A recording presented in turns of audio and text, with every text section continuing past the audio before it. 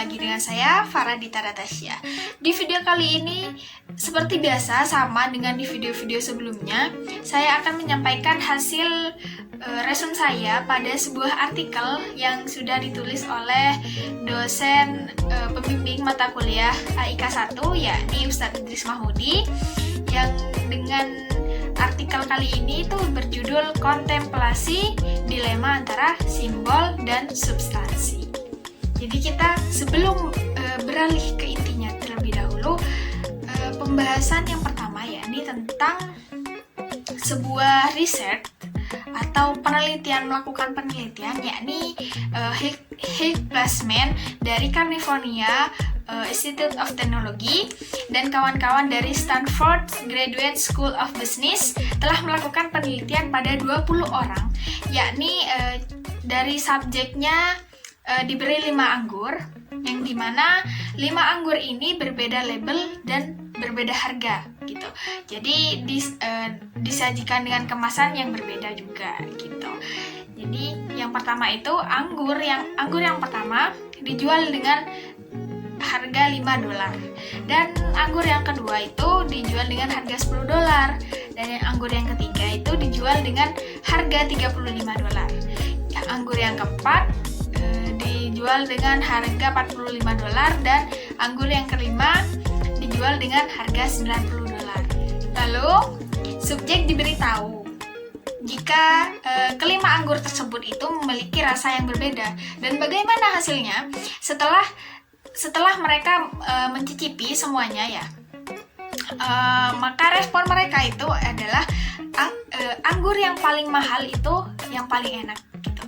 Maka semakin enak rasanya, semakin mahal anggur yang akan dijual gitu. Jadi mereka itu beranggapan anggur yang mahal akan lebih enak rasanya gitu. Dan seiring dengan aktivitas memilih dan mencicipi, para peneliti merekam aktivitas otak dari para subjek gitu. Jadi ada yang namanya CPV yang paling bertanggung jawab dengan rasa, dan area itu menunjukkan bahwa anggur-anggur yang disajikan untuk subjek tersebut memang benar-benar rasanya itu berbeda gitu. Dari setiap harga itu rasanya berbeda. Jadi kok bisa gitu ya kan? Kok bisa padahal anggur itu terbuat dari bahan yang sama, berasal dari jenis yang sama, dan rasanya pun juga sama gitu. Hanya dibagi 5. Beda label dan beda pengemasan, juga beda harga dan lain semacamnya gitu. Jadi semakin mahal anggur yang dijual ini, rasanya akan semakin enak gitu.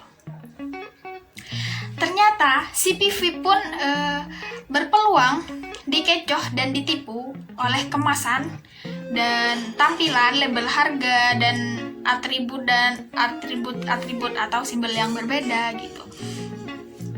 Dari hasil riset muncullah strategi ekonomi yang dimana meski barang sama, jika dikemas dengan kemasan yang berbeda, maka harganya pun bisa berbeda gitu. Jadi bahkan bisa diarahkan dan ditentukan. Jadi tidaklah barang di supermarket itu yang harganya lebih mahal selalu lebih baik, ya kan? Selalu lebih baik dan enak dari yang ada di pasar tradisional. Jadi penulis juga melakukan pernyataan yang ditemukan beberapa kali, maksudnya fakta yang ditemukan beberapa kali gitu ya kan? Yang dimana ternyata warga negara Indonesia itu cenderung konsumtif dan lebih suka pada simbol, merek, dan label dari substansinya gitu ya kan. Maka kebangkitan ekonomi umat Islam Indonesia pasca aksi 212 itu dengan gagasan koperasi syariah, misalnya harus difahamkan tentang dilema simbol dan substansi ini gitu. Dan ada pertanyaan lagi, bagaimana jika simbolnya dan substansinya itu berbeda? Tercatat pada kaidah usuliyah gitu. Apa-apa yang tidak bisa ditemukan semua, maka janganlah ditinggalkan semuanya gitu. Jadi artinya di sini itu dianjurkan untuk tidak meninggalkan semuanya atau milih salah satu saja gitu. Jadi hanya saja problemnya terletak pada manakah pilihan yang terbaik gitu. Jadi terletak pada problem manakah pilihan yang terbaik. Sebagai kalangan meyakini simbol itu yang utama. Sebagai kalangan umat muslim, sebagai kalangan hamba ya, meyakini simbol itu yang utama. Dan sehingga nama pun jika tidak seperti nama Arab, tidak Islam gitu ya kan.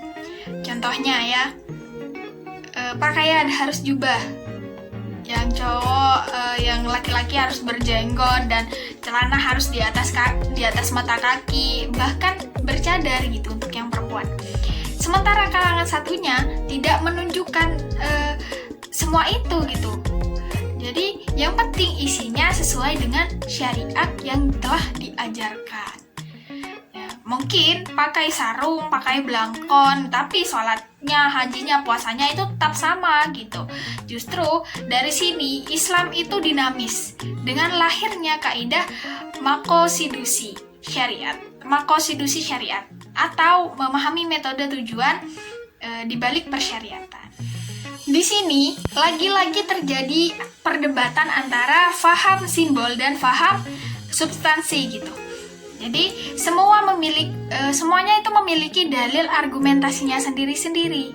Yang penting saling menghargai satu sama lain terhadap penafsiran itu sendiri gitu. Jadi jangan mengklaim kebenaran dengan merasa penafsiran terus faham dan kelompoknya itu sendiri yang paling benar gitu. Jangan gitu ya kan. Kemudian penafsiran aku udah benar dan pemahaman aku tentang ini itu sudah benar gitu, terus menyalahkan orang lain gitu. Itu sangat tidak diperkenankan seperti itu. Jadi harus menghargai antara satu dengan yang lain. Memangnya berjenggot terus celana di atas mata kaki itu sudah tercantum pada hadis Nabi gitu. Tetapi kita juga harus bisa menghargai terhadap orang yang sudah melakukan sunnah secara simbolik itu gitu. Namun mereka yang celananya di bawah mata kaki dan memotong jenggotnya itu juga perlu dihargai gitu. Jadi bukan karena mereka itu menolak sunnah, tetapi melakukan penafsiran kembali terhadap sunnah itu agar lebih relevan pada di setiap waktu dan tempat gitu. Bukankah Islam itu sholihal likulli zamanun wal makan gitu ya kan. Awalnya orang yang pakaiannya itu di bawah mata kaki bahkan sampai jatuh ke tanah gitu, menyentuh tanah, dan itu penafsirannya itu dari kesombongan gitu. Maka Nabi menegur dan melarangnya. Awalnya menggunakan pakaian di bawah mata kaki dan hingga menyentuh ke tanah itu adalah arti dari kesombongan gitu. Maka Nabi akan menegur dan melarangnya gitu. Dapat dipungkiri juga, jangan-jangan yang memakai celana di atas mata kaki itu yang paling tidak disukai yang paling dilarang oleh Nabi gitu, dan dimurkai oleh Allah Subhanahu wa taala. Karena justru menjadi sombong dengan itu dan merendahkan serta menyalahkan orang lain gitu. Makanya itu sangat tidak diperkenankan gitu.